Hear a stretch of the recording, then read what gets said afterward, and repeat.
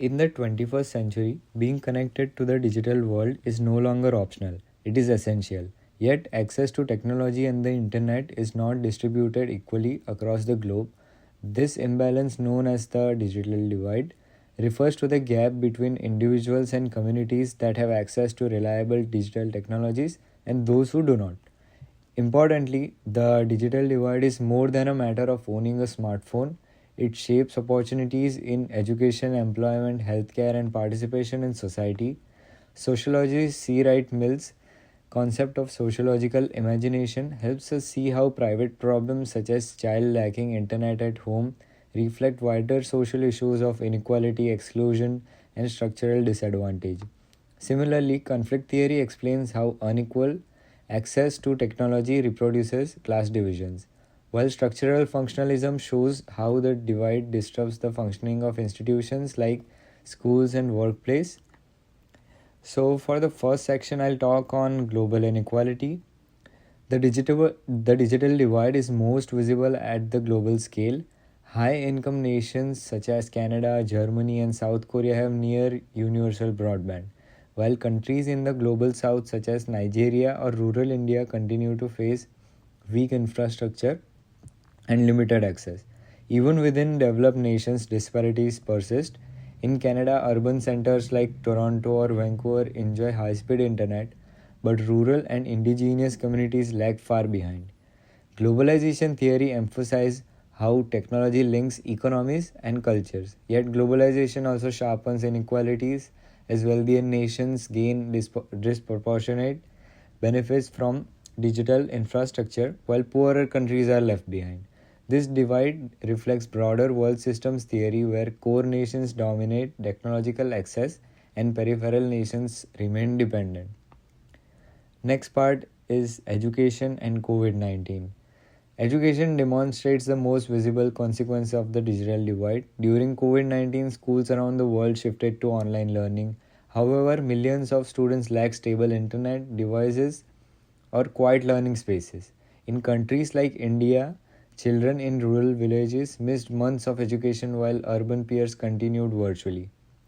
According to structural functionalism, schools are the key institutions of maintaining social stability and transmitting knowledge. When unequal access to digital resources excludes certain groups, the educational system fails in its societal role.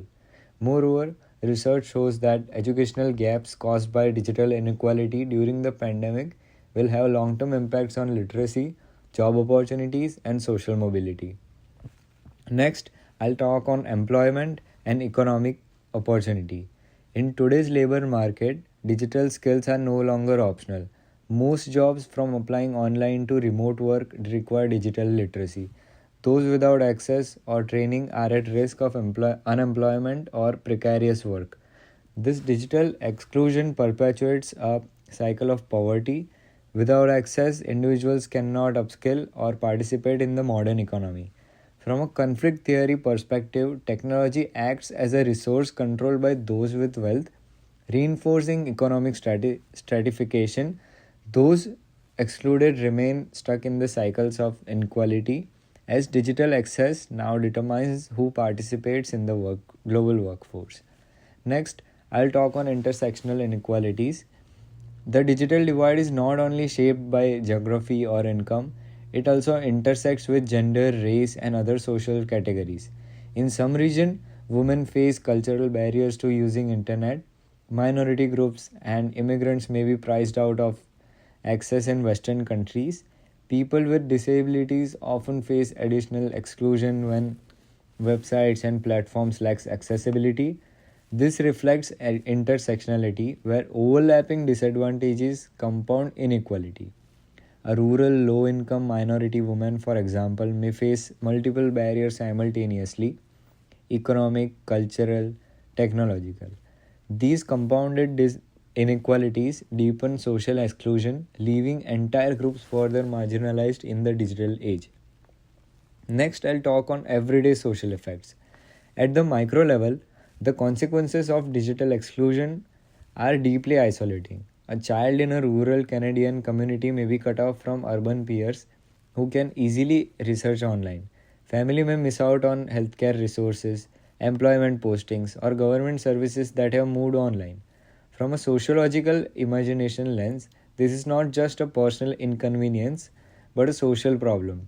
Digital exclusion limits participation in civic life, weakens community belonging, and even undermines democratic participation. Access to the digital world has become a prerequisite for full membership in the modern society. Next, I'll talk on responses and solutions. Government and international organizations recognize the urgency of bridging the digital divide. In Canada, the Universal Broadband Fund aims to provide high speed internet to all communities, especially rural and indigenous areas. Globally, the UN has launched initiatives to expand digital access in developing nations. However, challenges remain. Many programs fail to reach the most marginalized communities either because of cost barriers or lack of infrastructure.